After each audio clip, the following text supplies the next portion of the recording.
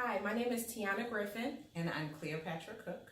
and we're both with the On-the-Job Training Program here at the Workforce Center of Will County. The On-the-Job Training Program links Will County residents to employers that are hiring in the area. Some of our hot jobs would be administrative assistants, CNC operators, CDL drivers, as well as patient care technicians.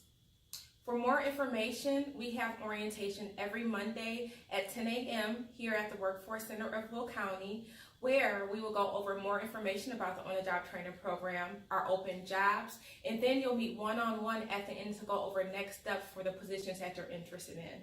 Hope to see you soon.